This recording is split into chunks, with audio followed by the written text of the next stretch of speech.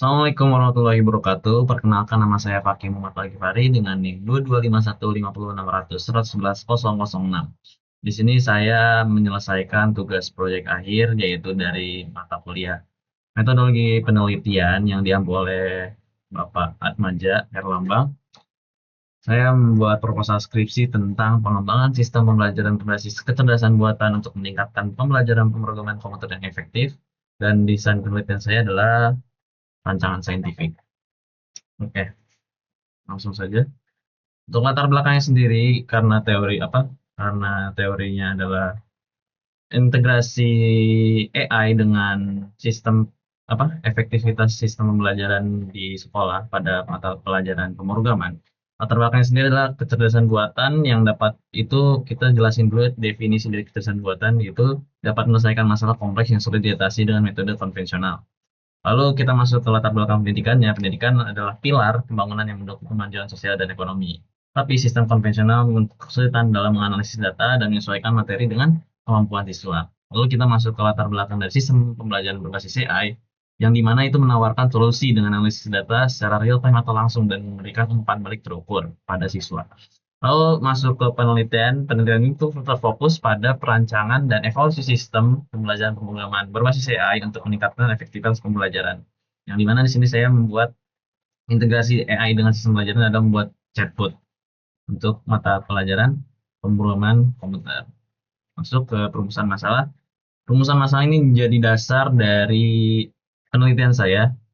Untuk mengembangkan ide penelitian saya itu bagaimana merancang sistem pelajaran berbasis AI yang efektif untuk pembelajaran pemrograman serta cara mengevaluasi efektivitas sistem pembelajaran tersebut. Masuk ke tujuan penelitian. Adapun tujuan penelitian sendiri dari saya seorang peneliti dari saya sendiri adalah peneliti memiliki tujuan untuk merancang sistem pembelajaran berbasis artificial intelligence yang efektif untuk pembelajaran pemrograman serta mengevaluasi efektivitas sistem pembelajaran tersebut. Itu dari tujuan penelitian saya.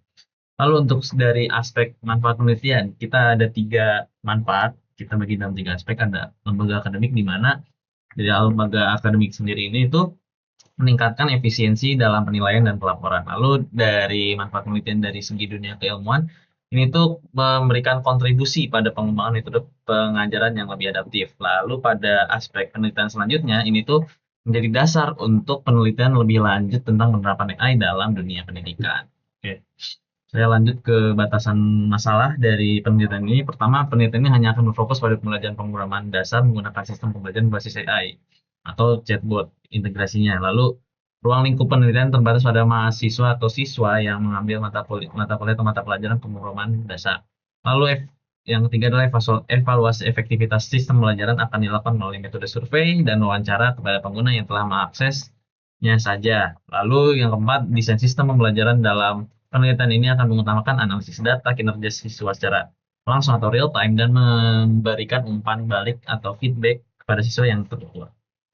Lanjut ke penelitian terdahulu. Di sini pertama ada integrasi AI dalam collaborative learning untuk meningkatkan efektivitas pembelajaran oleh Suliem, Hanafi, dan Trianung Joko Susanto pada tahun 2024.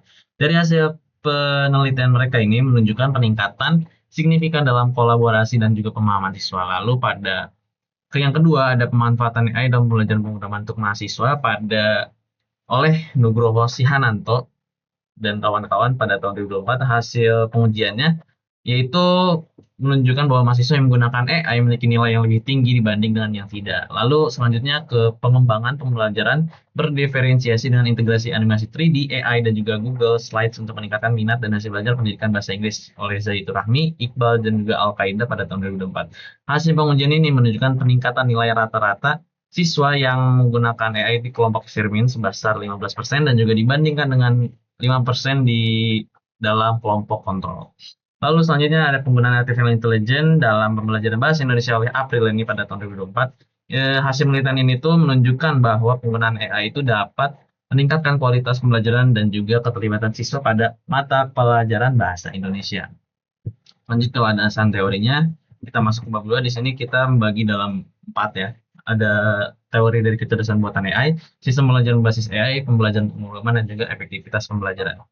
Di kecerdasan buatan AI ini, yaitu sistem yang meniru fungsi kognitif manusia untuk menyelesaikan permasalahan-permasalahan rumit atau sehari-hari dalam kehidupan manusia. Namun di sini yang saya garis bawahi, peran dalam pendidikannya adalah meningkatkan efisiensi dan juga efektivitas pembelajaran.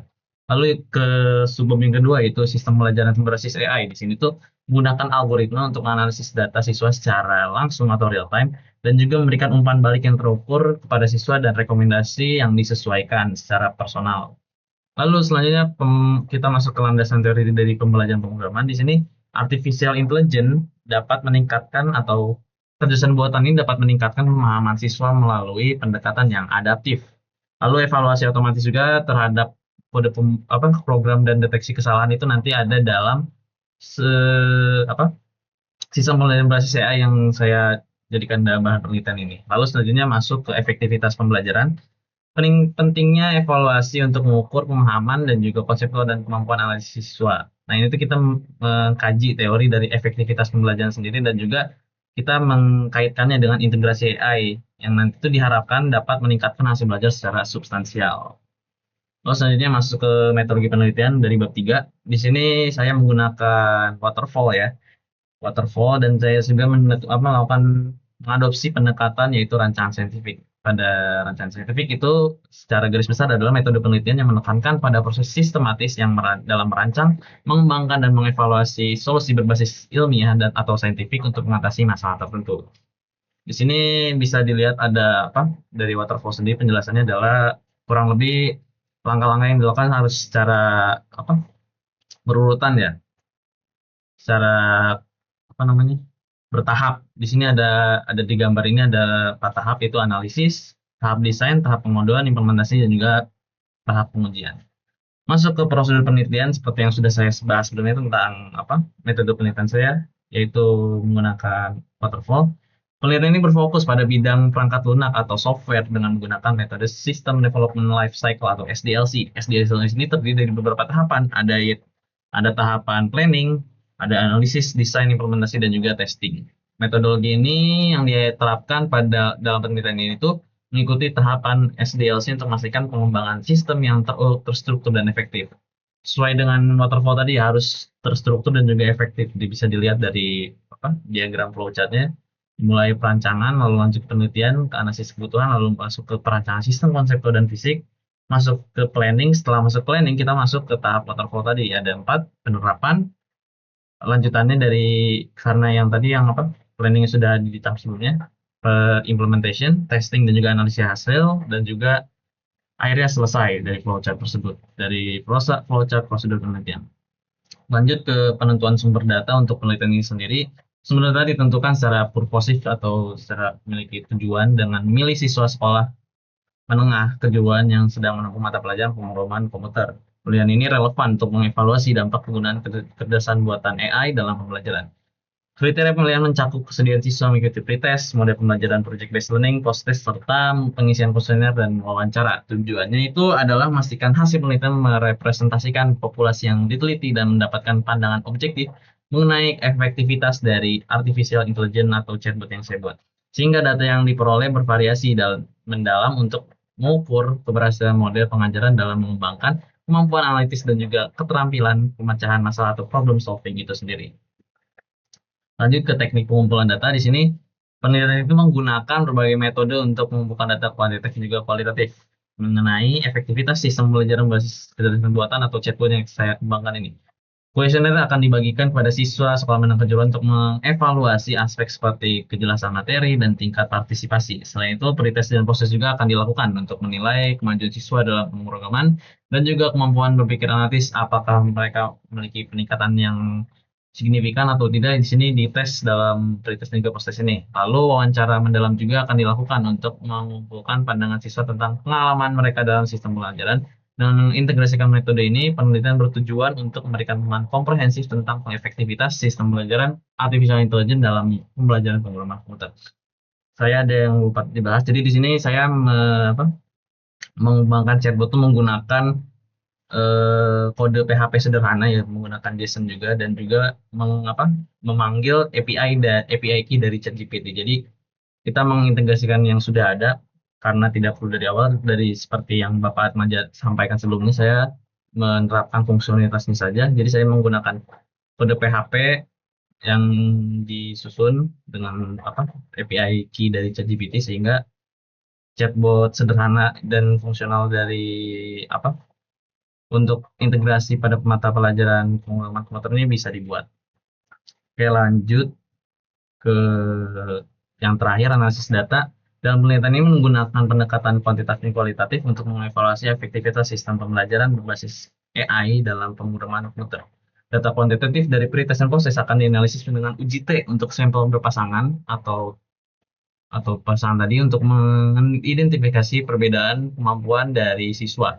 Setelah diidentifikasi, skor kuesioner akan dianalisis deskriptif untuk melihat pola penilaian dari siswa itu. Data kualitatif dari wawancara mendalam akan dievaluasi dengan analisis konten untuk memahami pengalaman siswa dan feedback mengenai sistem pembelajaran AI yang tadi telah dikembangkan. Hasil analisis kuantitatif dan kualitatif akan digabungkan melalui triangulasi untuk memastikan validitas temuan, memberikan wawasan tentang efektivitas sistem pembelajaran berbasis AI. Oke, mungkin cukup sekian dari saya. Apabila ada salah kata atau misinformasi, saya mohon maaf. Terima kasih. Assalamualaikum warahmatullahi wabarakatuh.